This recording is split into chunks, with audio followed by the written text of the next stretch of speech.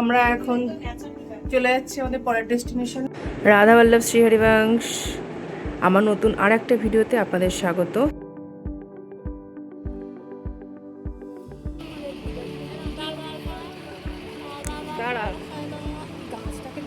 এত সুন্দর পাহাড়ি পরিবেশ, কিন্তু আমাদের অবস্থা We are ঘামিং কি গরম, কি গরমে we are জাস্ট এক্সস্টেড। পুরো লু বইছে, পাহাড়ে যে লু বয় আমি প্রথম দেখলাম।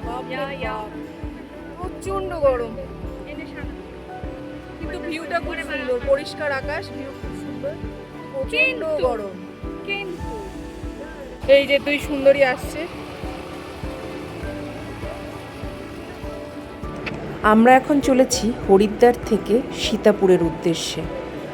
আমাদের এখন ডেস্টিনেশন সীতাপুর, কারণ ওইখান থেকেই আমাদের কেদারনাথ যাত্রাটা শুরু হবে। আমরা তার আগে একটু লাঞ্চ করে নিয়েছিলাম রাস্তায়, কারণ অনেকটা দূরের রাস্তা।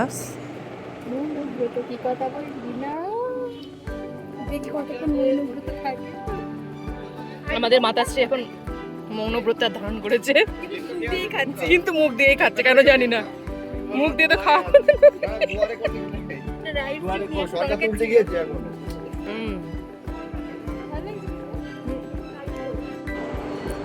যাত্রাপথেই পড়ে এই ধারী দেবীর মন্দির।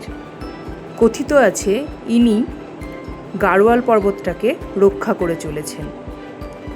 2013 সালে যে মহাপ্রলয় সেটা এসেছিল নাকি বলা হয় যে এই ধারী মাতাকে নাকি তখন এই জায়গা থেকে, মানে ওনার মন্দির থেকে সরিয়ে সংস্কারের কাজ হচ্ছিল, তার জন্য নাকি মহাপ্রলয়টা এসেছিল। এটা কথিত কথা, কতটা সত্যি আমি জানি না, যেটুকু শুনলাম সেটাই আপনাদের সঙ্গে শেয়ার করছি। এই মন্দিরটা অলকানন্দা নদীর ওপরে অবস্থিত, একদম নদীর তীরে এটা অবস্থিত, এবং খুব সুন্দর এর ভিউটা। প্রচণ্ড লাইন, দেখতেই পাচ্ছেন। বলা হয় কেদারনাথ যাত্রার আগে ধারী মাতার আশীর্বাদ নিয়ে তবেই নাকি যাত্রা শুরু করা উচিত। তাই আমরাও চলে গেছিলাম মাতার আশীর্বাদ নিতে।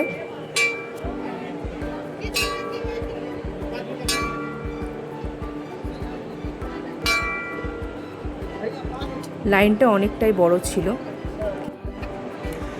তাতে কি যায় এসে যায়, মায়ের আশীর্বাদের জন্য এটুকু তো আমরা করতেই পারি।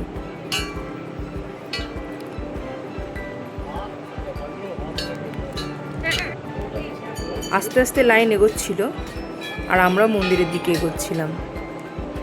মন্দিরের কারুকার্যটা এতটাই সুন্দর যে মন ভরে যাবে, আর লোকেশনটা তো অসাধারণ। পুরো নদীর একদম মাঝখানে মন্দিরটা অবস্থিত। এই মন্দিরের আর একটা নিয়ম হচ্ছে, এখানে নাকি কোনো চামড়ার জিনিস অ্যালাউ নয়, তার জন্য সবাই নিজেদের বেল্ট বা চামড়া যা সমস্ত ছিল সেগুলো সব খুলে রাখছিল এগুলো এখানে। আস্তে আস্তে আমাদের লাইন এগোচ্ছিল, আমরাও মায়ের মন্দিরের দিকে এগোচ্ছিলাম। ভিতরের আমি কোনো ছবি নিতে পারিনি, কারণ ভিতরে ক্যামেরা অ্যালাউ নেই। বিশেষ করে যে সমস্ত মন্দিরে ক্যামেরা অ্যালাউ নেই সে সমস্ত মন্দিরে আমার মনে হয় ছবি না তোলাই ভালো। যেটুকু আপনার অ্যালাউ, যেমন সামনেরটুকু অ্যালাউ বলে আমি সামনেরটুকুই তুলেছি। দেখতেই পাচ্ছেন সামনে কত ভিড়, আর ভিতরে গিয়ে মায়ের সামনে আর কোনো ছবি তুলিনি।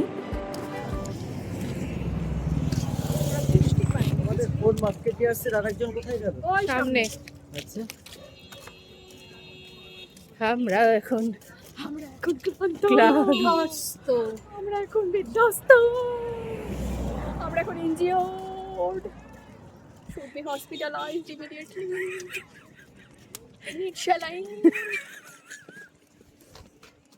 This is জলটা চলছে না, before trial. জল না দিদিমণি, লাইন দিয়ে জলটা চলছে না। রক্ত উঠে যাচ্ছে দিদিমণি, দিদিমণি জল শেষ, দিদিমণি জল শেষ, রক্ত উঠছে, দিদিমণি সাথে জল শেষ। আমাদের এখন সামান্য ট্রায়াল হয়েছে কেদারনাথে যাওয়ার, তাতে এই অবস্থা। লাইন চাই, কালকে নাকি আমরা হেঁটে কেদারনাথ উঠবো।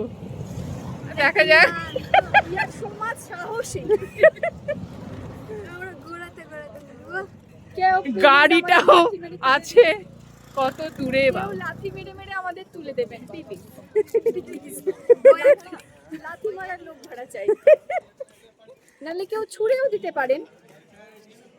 জাস্ট এরকম প্লেন ভাড়া করার পয়সা তো নাই।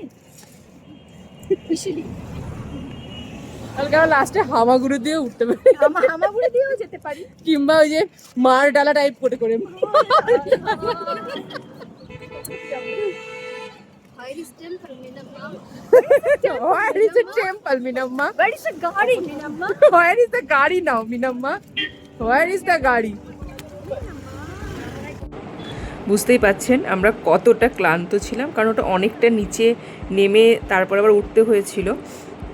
যাই হোক মস্তি মজা করতে করতে আমরা পৌঁছে গেছি গাড়ির কাছে।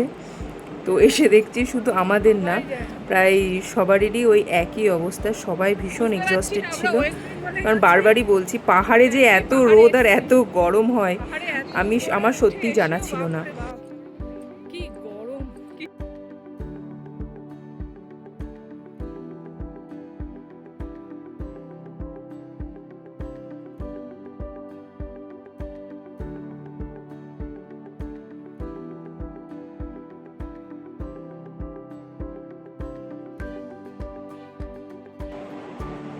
দেখেছেন সবাই পুরো একদম বিধ্বস্ত হয়ে গেছে। ব্যাস এইবার আমরা চলেছি সীতাপুরের দিকে। ওখানে আজকে আমরা নাইট স্টে করে কাল থেকে শুরু হবে আমাদের কেদারনাথ যাত্রা। তো আজকে এইটুকুই, এখানে শেষ করছি। আমার ভিডিও ভালো লেগে থাকলে অবশ্যই লাইক শেয়ার কমেন্ট করে দেবেন এবং সাবস্ক্রাইব করে দেবেন। রাধে রাধে, দেখা হচ্ছে নতুন গল্প নিয়ে।